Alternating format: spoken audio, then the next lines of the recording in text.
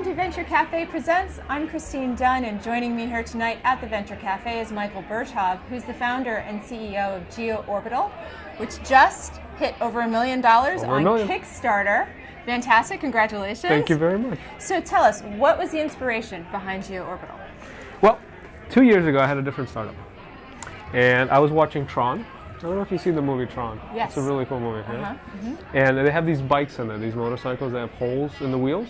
And I was thinking, that's really awesome, but we got to do something about that hole. It's a lot of wasted space. So I was thinking, why don't we put a motor and a battery in there? Make it practical. So that's what I did. I left my company. I got no engineering background, and started building one. Built a little prototype, but I really couldn't take it further than that. And then I met Dakota Decker, who became our CTO. Left SpaceX to build it, and he helped. He reinvented the wheel with me, which was really cool. That's great. So tell us a little bit about it. Like, what was the goal of it? How do people use it? All of it. So basically, it's a wheel that doesn't spin, right? So all that stuff that you would normally find in a wheel, where all the spokes are in a bicycle, that's stationary for us. So we're putting that to good use. We consider it kind of wasted space. So what you do with this wheel is that it has a motor and a battery in it, and you put it on any bike, and it makes your bike electric. And it any bike, and it takes about 30 seconds, 60 seconds to install. I see. So where can we find these right now? Are they only available online, or are you selling them through stores? So right now we're on Kickstarter. We have another week to go. So by the time that you guys see this, we probably won't be there anymore. But and then after that, we'll be on our website and other retail stores, potentially Amazon, maybe even in person in a brick and mortar. Hey, do you have people already riding them, trying them right now? Oh yeah, we have a bunch of beta testers on these. There's about 20 of these right now going around. This is actually the one I ride. I ride the mini bike, the mini penny. We have about 20 of these right now. We're making about at least 1,500 more. And are you only selling the wheels, or are you going to sell the mini penny and the frames as well? So the primary business is the wheel. It's really because it goes on any bicycle, so you put it on your own bike. But we also do sell the mini penny. People like this thing a lot. It's had a lot of advantages. And you can only do this with our kind of technology. So we are selling the mini penny as well. We don't know how long we'll be doing that for, but so far people really like these. So Michael, you've been really active here at the Venture Cafe. Can you tell us a little bit about how you got involved and why you decided to get involved with the Venture Cafe? Well, I've been at the CIC, the co-working space attached to the Venture Cafe, that the Venture Cafe came out of for about 4 years now, across 2 different companies. Wow. So I've been part of this community for a while.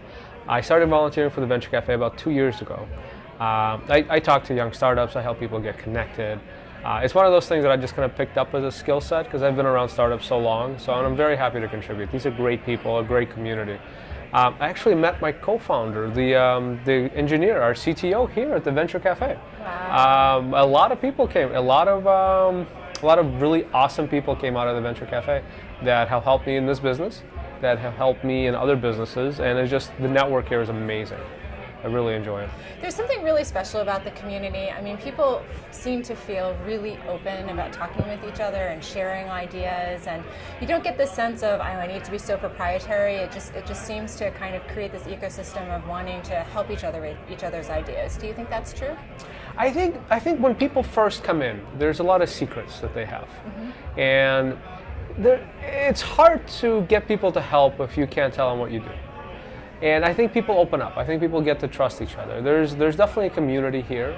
The more you're here, the closer you feel to it. And I know people that show up for the first time and they can't tell anybody what they do, but they need help. And then they show up for the second time, they let a little more information out, and then they finally start trusting. And that's when they make the real genuine connections that happen here.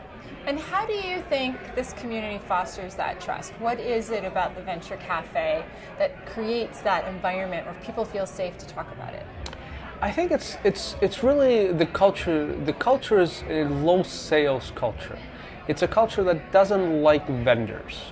It doesn't like people selling you stuff. You're perfectly happy helping out. But if you're here to make a hard sale, this is really not the place for you. And it's really about the culture, it's the understanding, it's the diversity that the Venture Cafe built. Well, Michael, congratulations. Thank you. That's great. Thank you. For Venture Cafe Presents, I'm Christine Dunn.